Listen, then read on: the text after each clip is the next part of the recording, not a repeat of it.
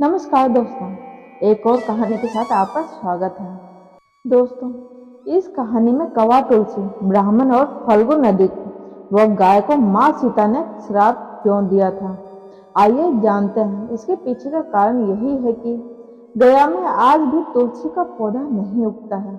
ब्राह्मण कभी भी संतुष्ट नहीं होते हैं। इसकी कथा बेहद ही रोचक है। आखिर बिहार के गया में क्यों नहीं उगते तुलसी का एक भी पौधा? क्यों ब्राह्मण कभी संतुष्ट नहीं होता? फल्गु नदी सिर्फ नाम की नदी है। क्यों कौवा हमेशा लड़ झगड़ कर ही खा पाता है? कौवा तुलसी, ब्राह्मण व गाय को माँ सीता ने क्यों श्राप दिया था, इसके बारे में कुछ लोग ही जानते हैं। आइए हम विस्तार से इस बारे में बताते हैं। वनवास के दौरान भगवान राम, लक्ष्मण और माता सीता पितृपक्ष में श्राद्ध करने के लिए बिहार के गया धाम पहुंचे। वहां ब्राह्मण ने भगवान श्री राम और लक्ष्मण को श्राद्ध कर्म के लिए आवश्यक सामग्री जुटाने के लिए कहा। इस पर भगवान राम व लक्ष्मण नगर की ओर सामान लाने के लिए निकल पड़े। ब्राह्मण देव ने माता सीता से आग्रह किया कि पिंडदान का समय निकलता जा रहा है। यह सुनकर माता सीता की व्याग्रता भी बढ़ती जा रही थी, क्योंकि श्री राम और लक्ष्मण अब भी नहीं लौटे थे। इसी दौरान दशरथ जी की आत्मा ने उन्हें आभास कराया कि पिंडदान का वक्त बीता जा रहा है। यह जानकर माता सीता असमंजस में पड़ गई। तब माता सीता ने समय के महत्व को समझते हुए यह निर्णय लिया कि वह स्वयं अपने ससुर राजा दशरथ का पिंडदान करेंगी। उन्होंने फल्गु नदी के साथ साथ वट वृक्ष, कौवा, तुलसी, ब्राह्मण व गाय को साक्षी मानकर स्वर्गीय राजा दशरथ का पिंडदान विधि विधान के साथ किया। इस क्रिया के उपरांत जैसे ही उन्होंने हाथ जोड़कर प्रार्थना की तो राजा दशरथ ने माता सीता का पिंडदान स्वीकार कर लिया।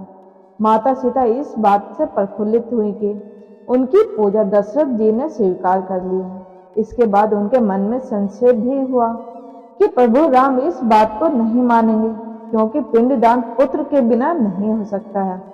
थोड़ी देर बाद भगवान राम और लक्ष्मण सामग्री लेकर आए और पिंडदान के विषय में पूछा। तब माता सीता ने कहा कि समय निकल जाने के कारण उन्होंने स्वयं पिंडदान कर दिया। प्रभु राम को इस बात का विश्वास नहीं हो रहा था कि बिना पुत्र और बिना सामग्री के पिंडदान कैसे संपन्न और स्वीकार हो सकता है। इसके बाद माता सीता ने कहा कि वहां उपस्थित फल्गु नदी, तुलसी, कौवा, गाय, वट वृक्ष और ब्राह्मण श्राद्ध कर्म की गवाही दे सकते हैं। भगवान राम ने जब इन सबसे पिंडदान किए जाने की बात सच है या नहीं पूछा, तब फल्गु नदी, गाय, कौवा, तुलसी और ब्राह्मण पांचों ने प्रभु राम का क्रोध देखकर झूठ बोल दिया कि माता सीता ने कोई पिंडदान नहीं किया है।